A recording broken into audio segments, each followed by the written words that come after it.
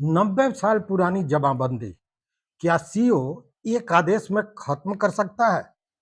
Patna high court ने ऐसा फैसला सुनाया है जिसने बिहार के लाखों जमीन मालिकों को एक बड़ी राहत दी है।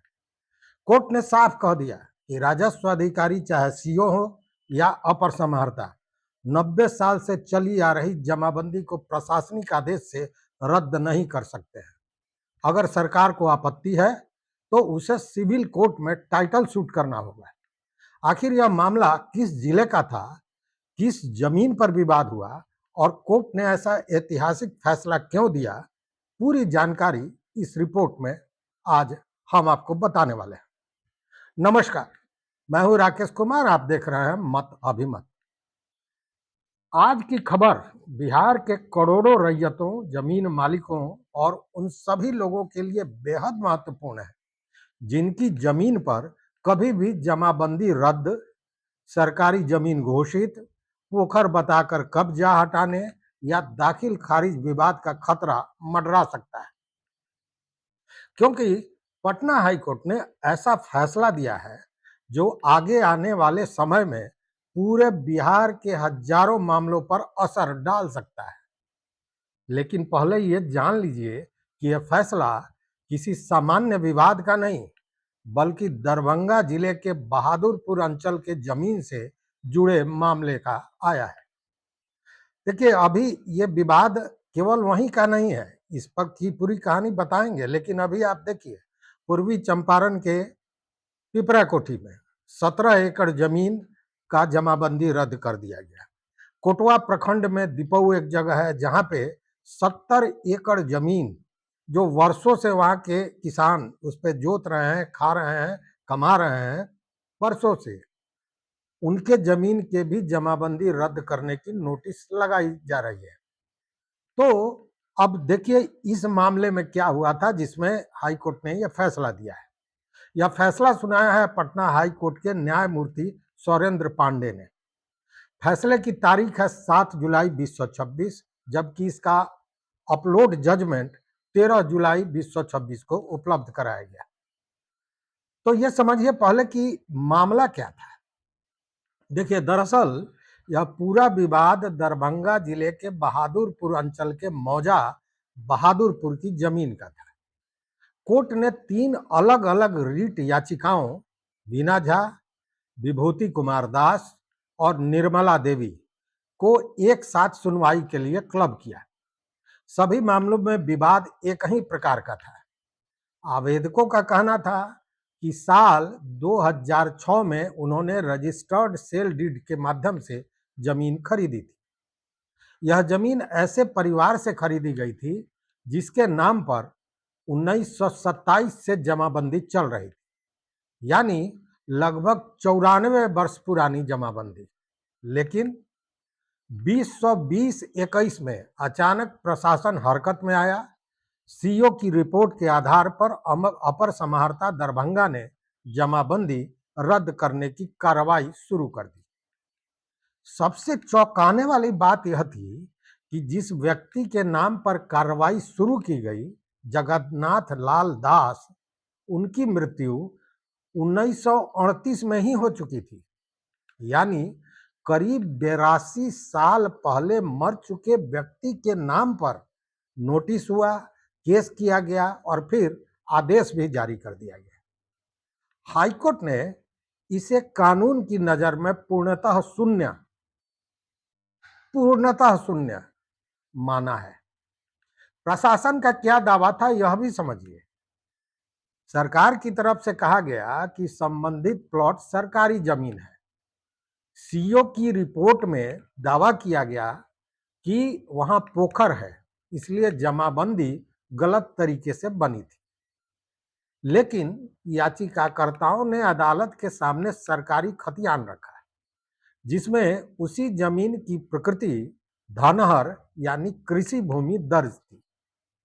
हाई कोर्ट ने पाया कि रिकॉर्ड ऑफ राइट्स यानी खतियान में जमीन धनहर दर्ज है, जबकि अधिकारी केवल नक्शे के आधार पर उसे पोखर मान रहे थे। कोर्ट ने कहा कि राजस्व रिकॉर्ड को नजरअंदाज करके केवल नक्शे के आधार पर इतनी बड़ी कार्रवाई नहीं की जा सकती है। मित्रों, कोर्ट ने क्या कहा, यह बड़ा महत्वपूर्ण है। कोर्ट ने अपने पुराने फैसलों माया देवी बनाम state of Bihar 2014, state of Bihar versus Harendra Nath Tiwari 2015 और अन्य निर्णयों का हवाला देते हुए कहा कि यदि कोई जमाबंदी कई दशकों से चली आ रही है, विशेष रूप से 90 वर्ष से अधिक पुरानी है, तो उसे किसी प्रशासनिक अधिकारी द्वारा समरी प्रोसीडिंग में रद्द नहीं किया जा सकता है। कोर्ट ने साफ कहा कि अगर सरकार को लगता है कि जमीन सरकारी है, तो सरकार के पास केवल एक कानूनी रास्ता है, एक ही कानूनी रास्ता है, सिविल कोर्ट में टाइटल सूट दायर करना है। मतलब कि सरकार को लगता है कि यह जमीन सरकारी है, तो सिविल कोर्ट में जाए और टाइटल सूट करे। सीधे जमाबंदी रद्द करना कानून के विरुद्ध है, कोर्ट का सीधा फैसला था।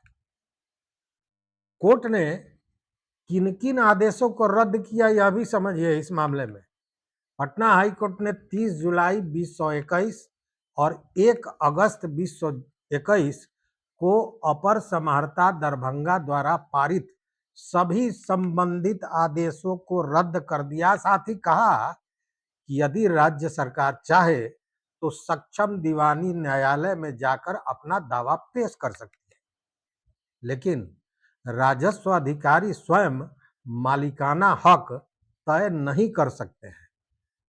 मित्रों, ये कोर्ट का आदेश कोई पहली बार नहीं हुआ है, इसके पहले भी कई मामलों में कोर्ट ने कहा है। सुप्रीम कोर्ट का भी ऐसा मामला है जिसमें कोर्ट ने कहा कि राजस्व अधिकारी का काम रेंट वसूली है, रेंट फिक्सेशन है, जो कागजात है उनका संधारण है, उनका अद्यतीकरण करना, ये करना है, लेकिन मलकियत तय करना राजस्व अधिकारियों का, चाहे वो किसी भी स्तर के हो, यह उनके अधिकार क्षेत्र के बाहर है।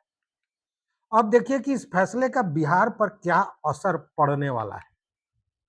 अब सबसे बड़ा सवाल कि क्या इसका फायदा केवल इन 3 लोगों को जिन्होंने केस किया था और उनको हाईकोर्ट ने न्याय दिया है, उन्हें ही मिलेगा? नहीं, नहीं, नहीं मित्रों, केवल उन्हीं को नहीं मिलेगा। इस फैसले की कानूनी अहमियत कहीं ज्यादा बड़ी है और व्यापक है। अब यदि किसी जिले में 50 साल, 70 साल, 90 साल या उससे भी पुरानी जमाबंदी है और सिर्फ सीईओ की रिपोर्ट पर रद्द की जाती है, तो संबंधित व्यक्ति इस फैसले का हवाला देकर अदालत का दरवाजा खटखटा सकता है। हालांकि एक बात समझना जरूरी है, इस फैसले का मतलब यह नहीं कि हर पुरानी जमाबंदी हमेशा वैध ही मानी जाएगी।